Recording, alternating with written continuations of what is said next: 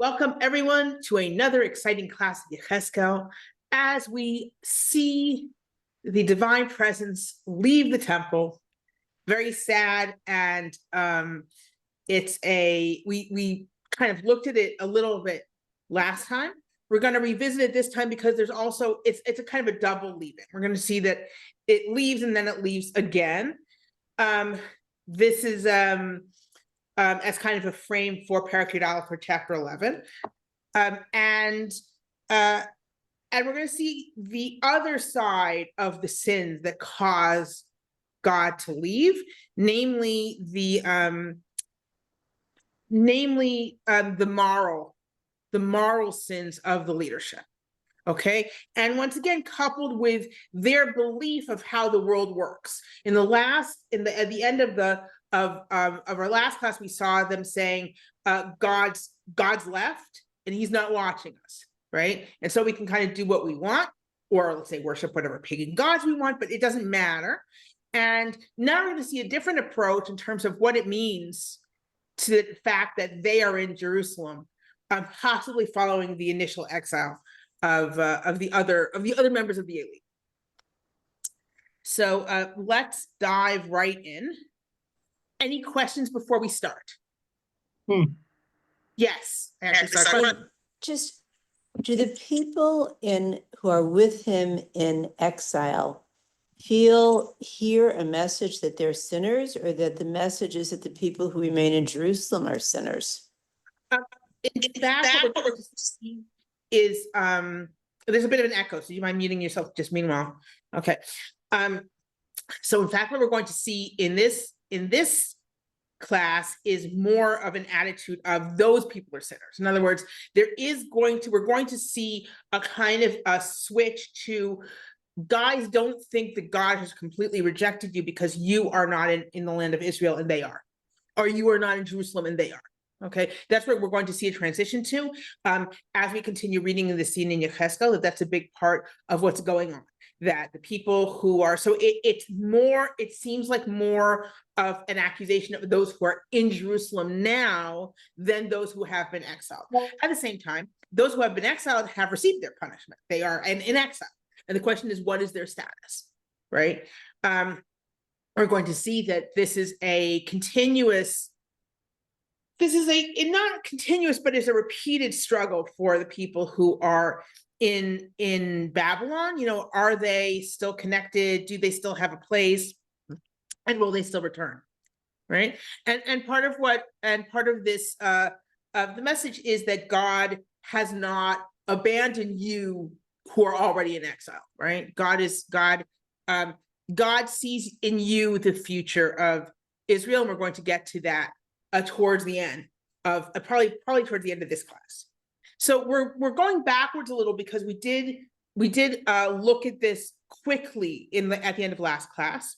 Okay, this is after the destruction that has been commanded on Jerusalem, as well as the this is strange. Sorry, this is strange. I'm getting is my video coming through clearly to everyone? Yes. Yeah. Okay. All right. So I'm just going to take this so I don't see it, because it shows me with a lag, so it's very distracting. Okay. So just as after the commandment has been given that Jerusalem is essentially going to be destroyed, and those people who are righteous, in other words, who have moaned and called out because of the idol worship that's going on in and around the temple, and in general, those people will be saved. Those people are marked to be saved, but the city will not be saved. Most people will be destroyed. That commandment is given. Again, this is all in Ezekiel's vision. The vision that Ezekiel's having while the elders are visiting him in Babylon. So he is only mentally in this vision in Jerusalem. He is physically sitting with elders in Babylon, who one assumes are sitting and waiting for the revelation. Okay. So after this commandment is given to an angel, and the angel says, "I've done it." Okay. the angel says, I have done it. And now, Ezekiel says, Ve'erev yinei el harakia asher al rosh hakruvim ke'evan sapir kemar'ed mut kisei nir'ah lehem. So he's looking at these cherubs, and there's a throne above them, an empty throne so far, okay, it seems. Vayomer el ha'ish, so God talks to ha'ish levush badim, the person who's wearing linen, of course, an angel. Vayomer bo el beinot lagalgal al tachat lakruv umale chofnecha gachale esh mi beinot lakruvim uzrok al ha'ir ve'avolenas. He says, you go and reach into this divine fire and throw it on the city. Again, this idea that the punishment and burning of Jerusalem comes directly from God. Okay, this isn't some external enemy. This is really from God. Okay, and he apparently, and he goes and he does this. Vakruvim, or Yechezkel doesn't seem scattered over the city. He sees him take the fire, right? Because Yechezkel is really just looking at what we call the kind of the divine chariot that right now is waiting for God, right? Vakruvim omdim mimin labayit ba'om ha'ish ve'anan maleh et hachatzer hapnimit. The kruvim, these cherubs, which we don't know what they look like, but it seems to be what typifies a kruv particularly in general, is that they have I think it's two wings, possibly, and in Yechezkel, multiple faces or heads. And so these they're standing at the Yamin Labayit. Now we are used to the idea of Yamin being right.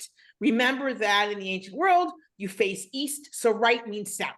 Right, south, it's the same thing, right? Here, standing south of the temple, Labayit b'vo'o ha'ish, when that figure comes of Anan maleh et hachatzer pnimit, and a cloud fills the inner courtyard. This idea is that the glory of God can't be seen. So clouds, like the cloud of the incense, right, should fill it so you can't see. All right. Vayaram kvod Hashem me'al hakruv al miftan habayit. Right. So the glory of God lives above the cherubs, which are on the entrance to the house. Vayimaleh habayit et hanan v'chatzer mal'ah et noga kvod Hashem. And again, the whole temple is now filled with smoke, right? And it's filled, and then it's filled with the glory, the radiance of the glory of God. The kol kanfei hakruvim nishma et hachatzer chitzana kol el shaddai b'dabro. This is a callback to our first chapter, that the sound of the wings of the kruvim, it can be heard out even to the outer courtyard. They're the sounds of God, and when he speaks, God with the name El Shaddai, and that is exactly the description that we can remember from the initial revelation that Yechezkel had of this divine chariot. This is supposed to be, just a repeat, that he took the coals from among the cherubs. Again, he's still taking it's possible that there are two different versions of the verse that were both included, right? But he takes the coals. That here a cherub takes a kruv, I should say, takes the coals and gives it to the angel. Vayera kruvim tavnit yad adam tachat kanfehem. Now this is also kind of a callback to the first chapter. These kruvim have something that looks like regular human arms under their wings. Okay. And now we're going to get to the wheels. Right, and behold, I see 4 wheels, one wheel next to each kruv, right, and they look like Eben Tarshish, right, a kind of dark, precious stone.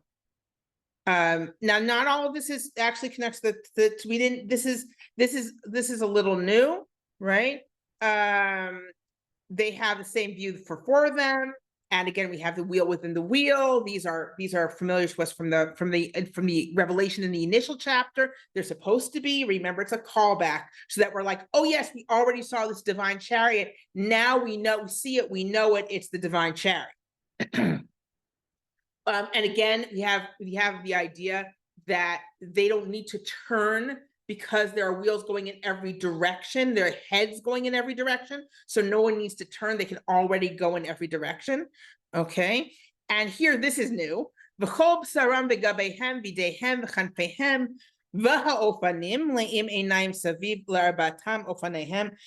entire bodies, their backs, their arms, their wings, and the wheels are filled with eyes.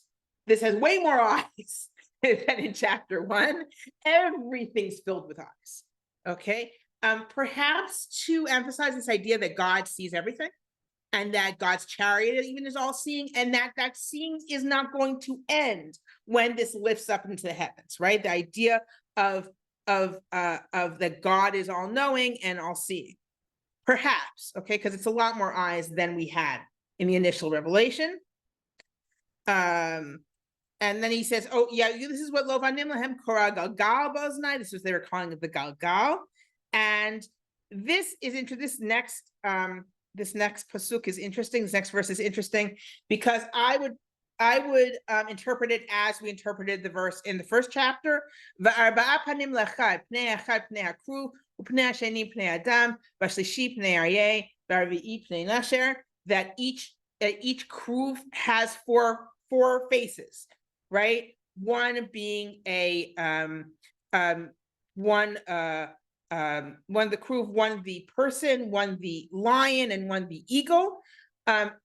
What's interesting is that, for example, Rimon Kasher wants to interpret it as differently from what we read in the first chapter, that in this situation, each one has 4 of the same type of face. In other words, one has 4 human faces, one has 4 lion faces, one has 4 eagle faces.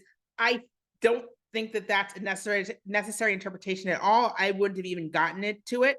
I would have said Pnei ha'echad is not the face of the one kruv, but the first face of the 4 kruvim. So, and in fact, here Yechezkel says straight out, these kruvim then lifted. This is the animal that I saw. This is the creature that I saw on the river Kavar. This is the same thing we saw in chapter 1, that the cherubs go together with the wheels, and they don't need to turn around. Again, they are made to move, right? This is a chariot that is on the move. They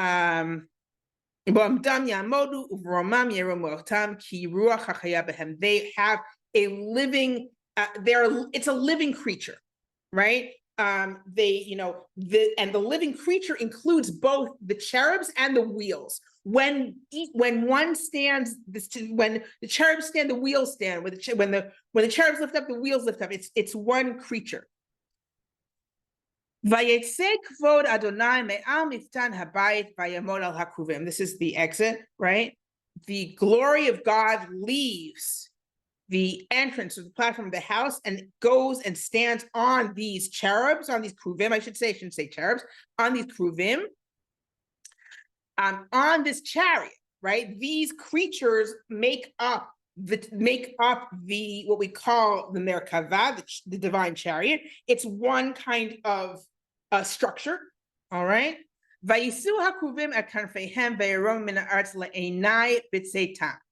the kruvim with their wings lift up from the land before my eyes as they leave. The wheels, of course, are with them. Right?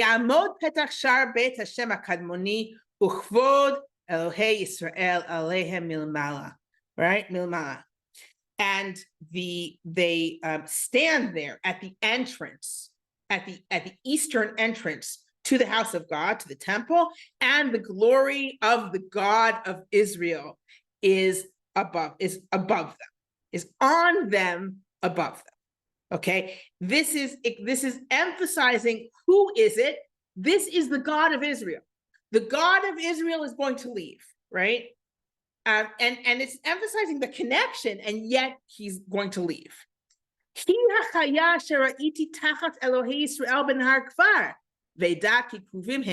This is the same creature that I saw under the God of Israel on the river Kvar, and I knew that they are the Kruvim. In other words, these are the same Kruvim that I saw then. Again,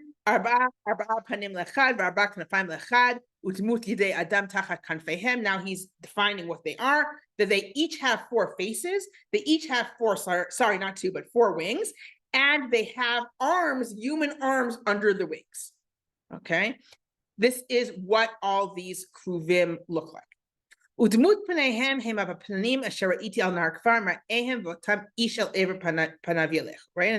that's their faces, the 4 faces, and again, they will go in whatever direction. They don't have to turn their heads because they've got 4 faces facing every direction. Again, they're created to move. They are created to be a moving creature that's going to move, the God is going to use, as it were, to move. Okay.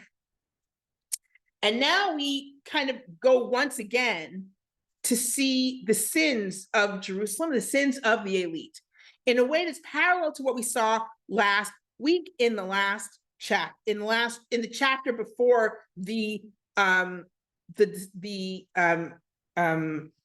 beginning exit of God, right?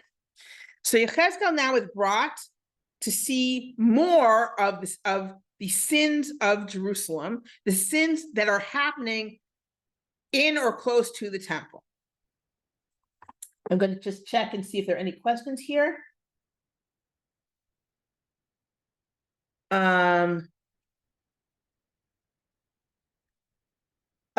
Oh, yes. So Moshe points out, and I forgot to mention this.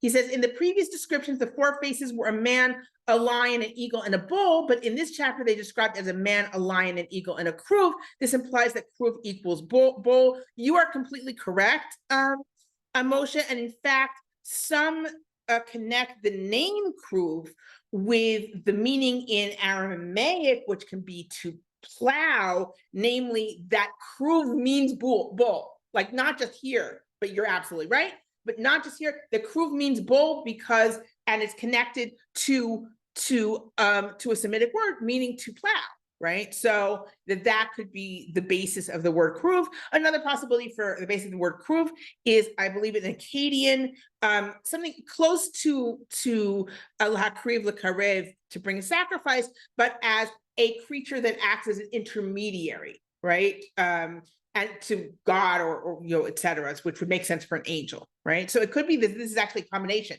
of the idea of intermediary, an angel, and a bull, something that plows, right? So thank you, Moshe. I had forgotten to point that out.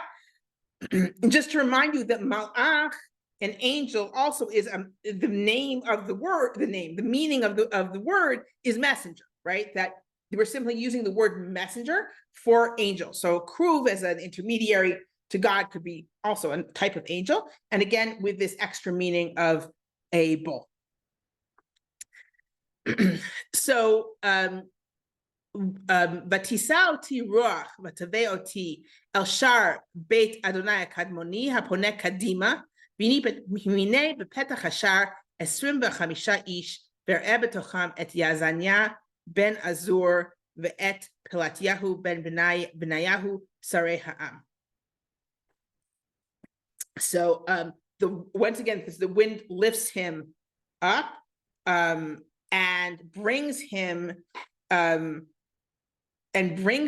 to the gate, the eastern gate of the temple that faces east. And there are 25 people. Again, remember the 25 people who worship the sun with their backs to the temple, but here there are 25 other people. And I saw among them Yazania ben Azor, Yazania the son of Azor, and Pelatiyahu the son of Benayahu, Sarei Ha'am, leaders of the people, officers of the people. Okay, now clearly Yechezkel, this is supposed to mean something to Yechezkel's audience. So Yechezkel's audience knows these guys. All right. Vayomer Elai Ben Adam, Ela ha'anashim hachoshvim aven vayoatzim atzat ra ba'ir hazot. So God said to me, mortal, these are the people who plan sin or evil, and who advise wickedness. The plot is better, plot wickedness in this city. Okay, in other words, these are corrupt people who simply plot evil against people of the city. Ha'omrim lo b'karov b'not batim ki hasir v'anachnu habasar. Now, the first part of this verse is hard to understand. They say, this is not the time to build houses. Jerusalem is the pot, and we are the meat. Okay, what does this mean? Possibly we're not supposed to build houses. Namely, we need to. There's a possible. I'm really relying on Rimon Kasher here when he posits that maybe they're saying, oh, what we need to do, this is the pot and we're the meat, so we need to make the city a stronghold. This isn't the time to build houses in the city. This is the time to invest in making the city a stronghold. Okay, perhaps what's important is the second part of the verse, which is this is the pot and we are the meat. What does that mean? Let's look at the parallel in Ezekiel. Okay, this is where in paragraph Dalet in chapter 24. Okay, where there's also this idea of Jerusalem being a pot, and there the meat is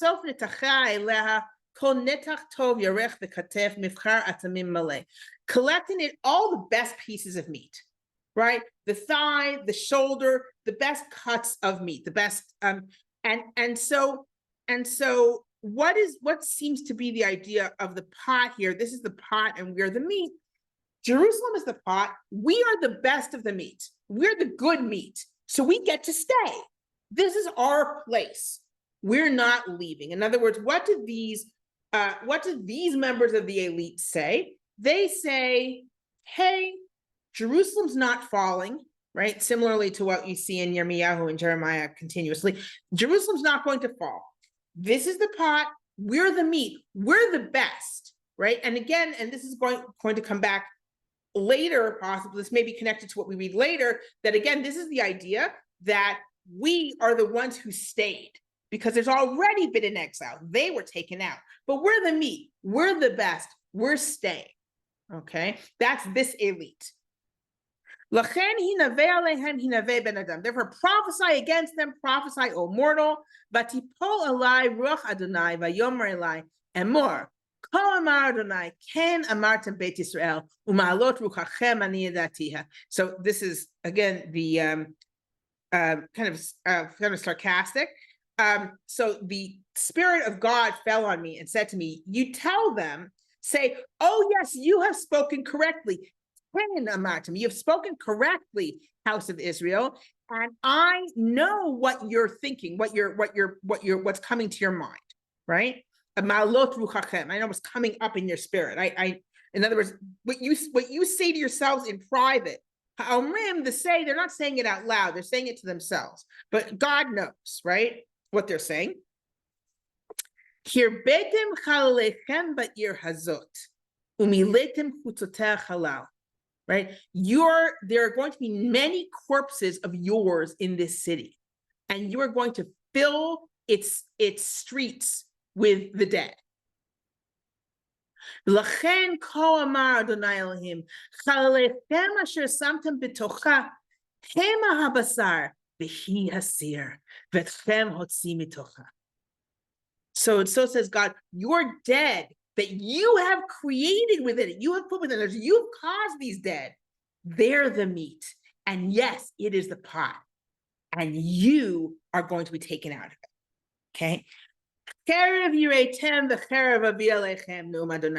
You will fear the sword, and I will bring the sword against you, says God. And I will take you out of it. I will give you into the hands of strangers, and I will make judgment against you. B'cherev tipolu al gvul Yisrael, ishpot etchem v'datem ki ani Adonai. You shall fall by the sword. You shall be judged on the border of Israel, and you will know that I am God.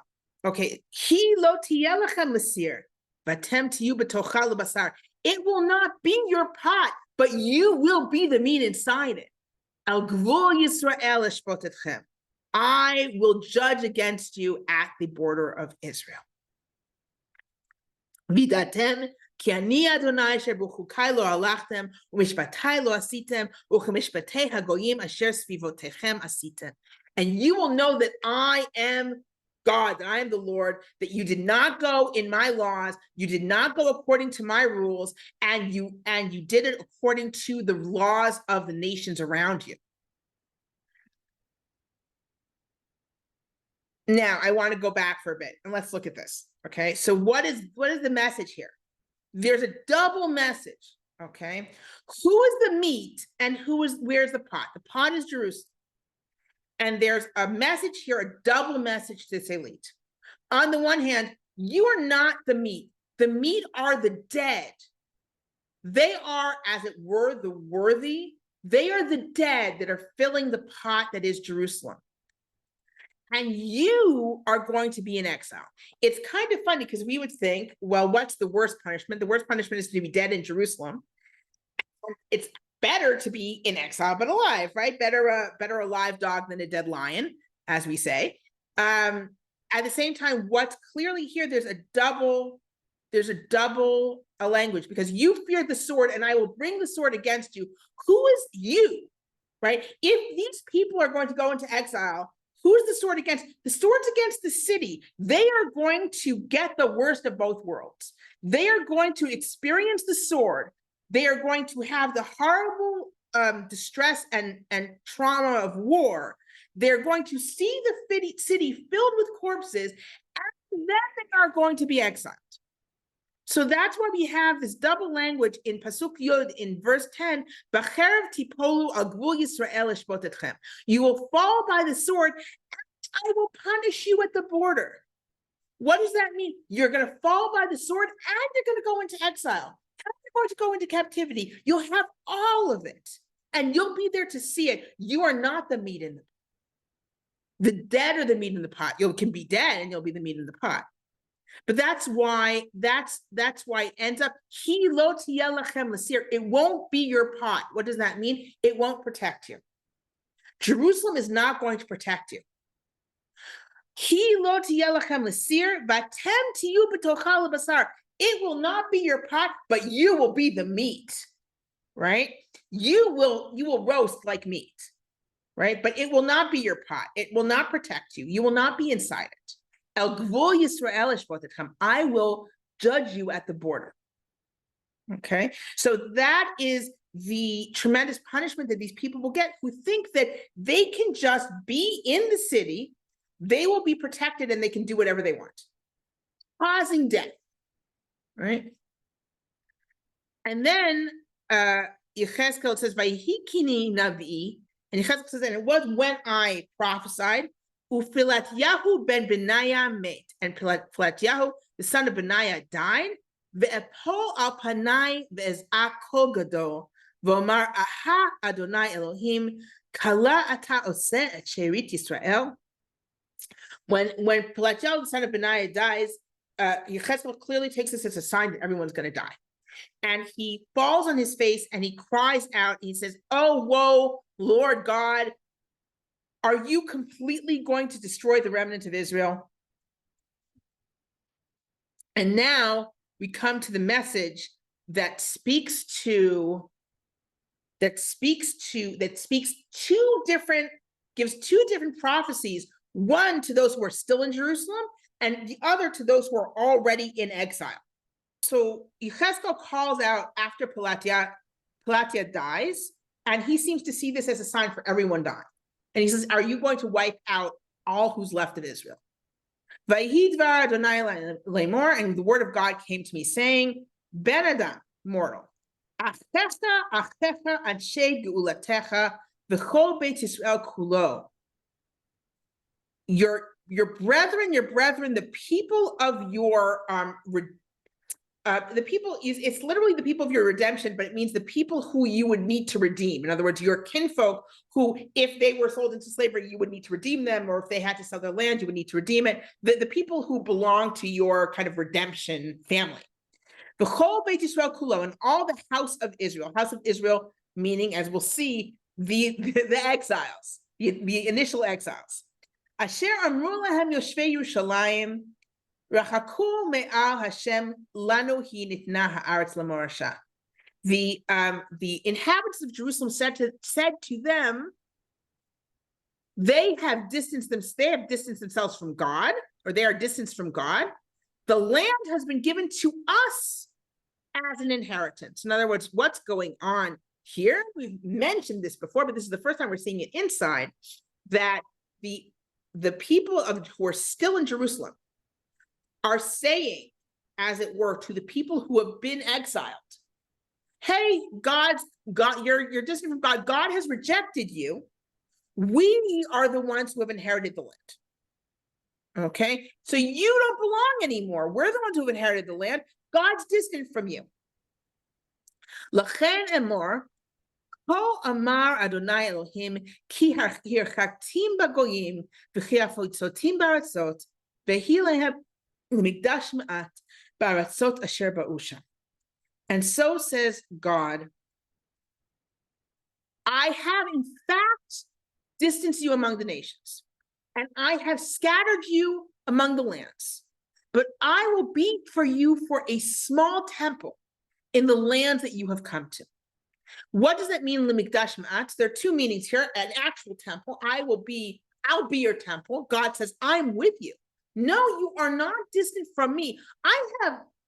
Yes, I've spread you out. You are exiled. You're not in the land, but you're not distant from me. I am with you. I will be your temple. And the other meaning is limikdash ma'at. You will still be able to be holy, kodesh, in these lands. You'll be maybe not quite as holy as you could be in the land of Israel, where my temple is, but you will still be holy because I am with you. Okay. Lachen emor.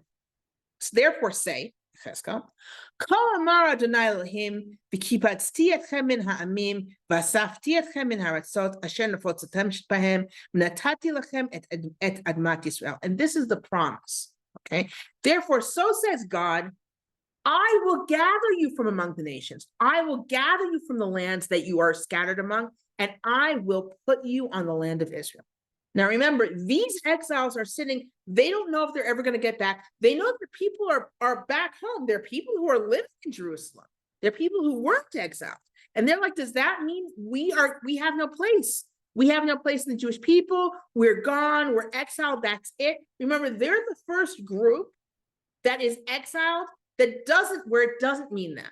Because the Northern Kingdom, those people who are really exiled, again, some people from the Northern Kingdom escaped the South. But the people from the Northern Kingdom who are exiled, that seems to be kind of it, right? But these people is this their fate, or are they still connected to God? Are they still connected? Will they return to the land? And the answer is yes. Question? And you shall return, you shall come there, and you'll return, you will remove all of these disgusting things and these abominations from it. In other words, you have been hearing, if you remember in our last class as well, just a list of all the abominations going on in the temple in Jerusalem. You will come back and you will remove them.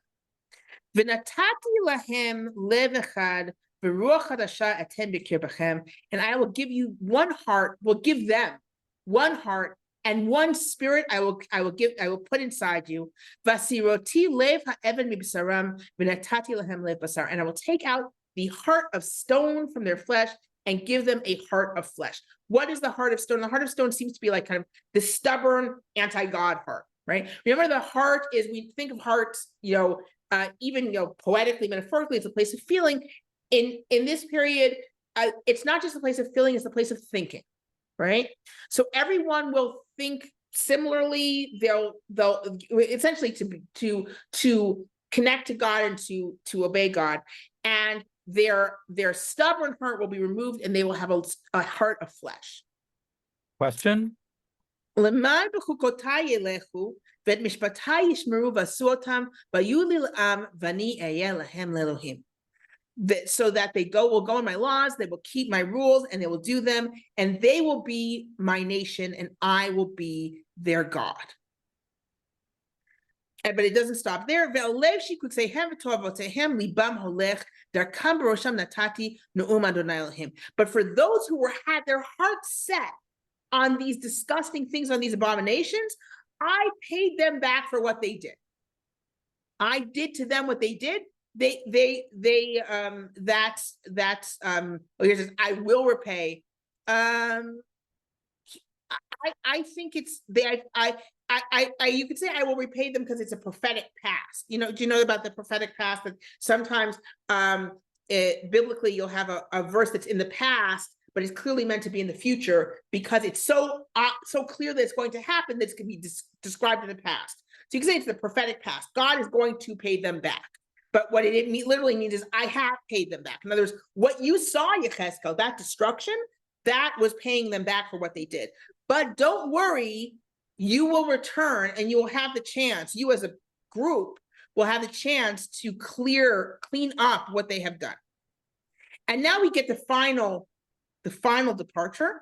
ויסעו הכרובים את כנפיהם והאופנים לעומתם וכבוד אלוהי ישראל עליהם מלמעלה. Okay, and the kruvim lift their wings with the wheels opposite them, and the glory of the God of Israel is above them. Vayal kvod Adonai me'al toch ha'ir ve'amod al ha'ar asher mikedem la'ir. So the glory of God leaves the city and stands on the mountain that's to the east of the city. Vayruach nisa'atni v'tivi'eni kastima el hagola. And then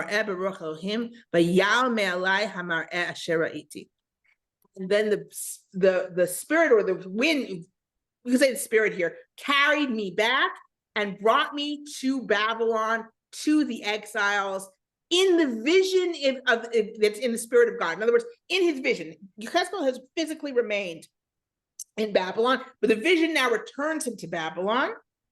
And the vision that I saw left me. In other words, he came back kind of to the world. V'adaber el hagola et kol divrei Adonai asher herani. And I told the exiles all of the things that God had shown me. And this connects to what was asked last week, is what we discussed last week, that Yechezkel's been sitting there the whole time in an ecstatic revelation, right? And now he's been returned. He hasn't spoken. He hasn't given over his prophecy. But now he's been returned and he can speak over his prophecy and he can give the whole picture. So if you think of what we did in the last class and this class, the whole picture of this is what I saw in Jerusalem. These are the horrible things they were doing. This is the horrible punishment. This is what we can see coming. We will eventually return. We have not been distanced from God. God is with us, and God is leaving Jerusalem. God is leaving Jerusalem, but he's not left his people. Okay? And those who have sinned will be destroyed, but there is hope for us.